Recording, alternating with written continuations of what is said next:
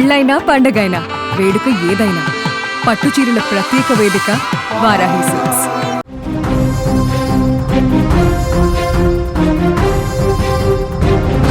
YouTuber Vaishnavi హత్య కేసులో ఇప్పుడు వెలుగులోకి వస్తున్న ట్విస్టులు వింటుంటే ఒళ్ళు గగురు పుడుస్తోంది. నిజానికి వైష్ణవిని ఇన్స్టా వీడియోల్లో చూసి పిచ్చిగా ఇష్టపడిన హరిబాబు ఆమెనే పెళ్లి చేసుకోవాలని పట్టుబడ్డాడట.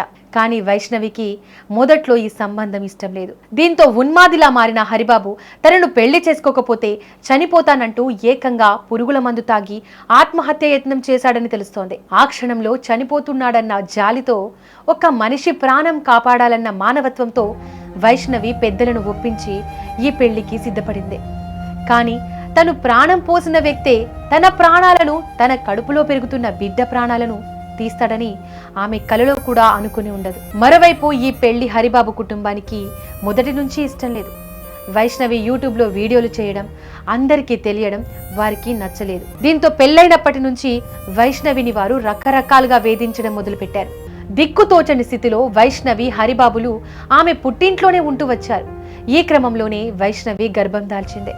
త్వరలోనే తన బిడ్డను ఈ లోకానికి పరిచయం చేయాలని ఎంతో ఉత్సాహంగా ఎదురు చూసింది. కానీ హరిబాబు మనసులో మాత్రం మరో రకమైన క్రూరత్వం గూడు కట్టుకుంది. నిన్న రాత్రి వీరిద్దరి మధ్య జరిగిన చిన్నపాటి గొడవ చివరకు అత్యంత పాశవికమైన హత్యకు దారితీసింది. హరిబాబు ఎంతటి కసాయివాడిగా మారాడంటే తన భార్యను, కడుపులోని బిడ్డను కత్తితో పొడిచి చంపిన తర్వాత ఏమీ తెలియనట్టుగా రాత్రంతా ఆ శవం పక్కనే ఉన్నాడు. తెల్లవారుజామున ఎవరికీ అనుమానం రాకుండా నెమ్మదిగా అక్కడి నుండి పారిపోయాడు. ఉదయం వైష్ణవి రక్తపు మడుగులో పడి ఉండడం చూసిన కుటుంబ సభ్యుల ఆర్తనాదాలు మిన్నంటుతున్నాయి.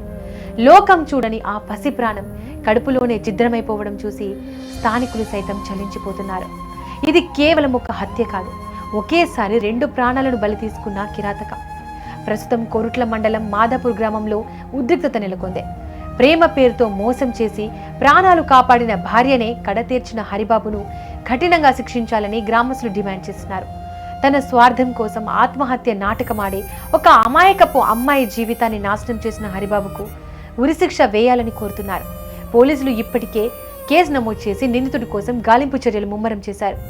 యూట్యూబ్ స్క్రీన్ మీద ఎంతో ఉత్సాహంగా నవ్వుతూ కనిపించే వైష్ణవి ఇలా విగత జీవిగా మారడం ఆమె లక్షలాది మంది సబ్స్క్రైబర్లను తీవ్ర దిగ్భ్రాంతికి గురిచేస్తోంది.